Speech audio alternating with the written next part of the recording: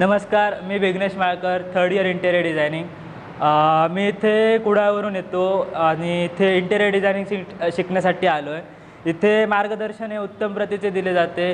Faculty आणि स्टुडंटमधला bond जो आहे तो एका फॅमिलीप्रमाणे आहे. इथे आम्हाला व्हिजिट्स, इंडस्ट्रियल व्हिजिट्स असतात.